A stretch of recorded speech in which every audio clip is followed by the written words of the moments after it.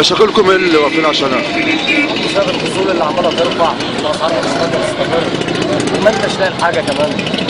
مفيش استقرار في اي حاجه، يعني نستحمل ترفع نستحمل ترفع، وبعدين انت بتدفع الفرق ده من جيبك للعامل، ما تعرفش تيجي على عامل، لان العامل اصلا مدفوع. انت صاحب مصنع ولا شركه؟ مصنع ان شاء الله. صاحب مصنع. طب ايه اكتر حاجه بتعانيها؟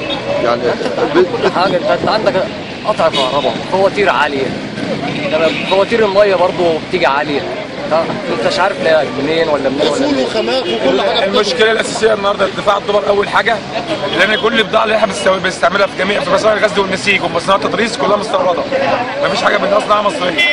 يعني الخيوط واغلبيه البقر والحاجات دي كلها اصلا كله مستورد، من اول الابره والزيت وكله. فرق الدولار طبعا رفع الدبل معانا دلوقتي، كل اسبوع بيرفع معانا والاسعار بترفع، واصحاب المنتجات المستورده مخزنين وقافلين. مصانعنا اشتغل نص ساعه دلوقتي، الاسبوع اللي جاي هنقفل النهائي. قطع الكهرباء مشكله اساسيه عندنا، ماشي. بندفع كل يوم معدل من ساعتين ل4 ساعات للعمال من جيبنا، هم قاعدين اللي هي العطل بتاع الكهرباء يوميا على كده. يعني اقل مصنع خساره في اليوم من 70 ل 100 جنيه اللي هم مصانع صغيره. برضه بسبب رفع الفصول انت بتحاسب العامل من جيبك، انت ممكن ما يبقاش عندك شغل بسبب الفصول اللي عماله ترفع والخطوط والكلام ده، ما انتش عارف تجيب شغل، الناس مش عارفه تشتغل. في حاجه ثانيه بقى بالنسبه للعامل، انا كعامل بقى مش صاحب مصنع، دي تفرق معانا كتير. معلش صاحب المصنع ممكن يقول لك الناس اللي نازله ديت عشان اصحاب المصانع واصحاب المصانع مستريحين.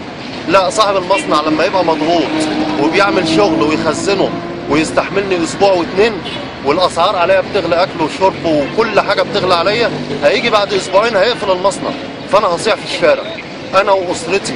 البلد ديت 90% منها عمال، 90% منها عمال.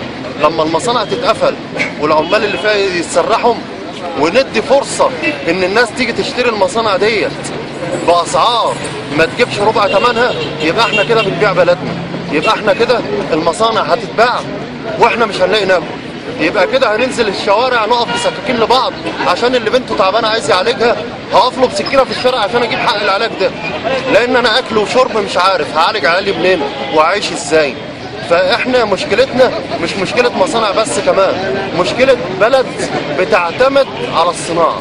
البلد ديت اعتمادها الاول والاخير على الصناعه، بعد كده تبقى الخلق. فبعد كده العمال دي كلها تقعد في الشارع، العمال كلها تقعد في الشارع، مش هنلاقي ناكل. في استجابه لمجلس المدينه دلوقتي؟ حد اتكلم من عندكم؟ مش اي حد يتكلم معانا، والاسبوع اللي جاي هتبقى وقفه تغيير الوقفه النهارده السنيه نهائي. الاسبوع اللي جاي احنا هنقف هنقفل مصانعنا وهنمشي العمال ويبقى يشوفوا لهم صرف العمال، احنا معانا نعيش. هو احنا بنعتبر ان دي وقفه تحذيريه، يعني شوفوا صرفتهم يعني احنا بنحذرهم بنقول لهم يا جماعه في غلط والبلد دي هتقع، فاحنا بنحذركم. انا عندي 12 عامل مأمن عليهم، هنقعدهم في الشارع من الاسبوع اللي جاي. انا مصنع صغير جدا باسم ابني. طبعا معظم اللي هنا دي مصانع الاسبوع اللي صغيره، جاي معظم اللي هنا مصانع صغيره.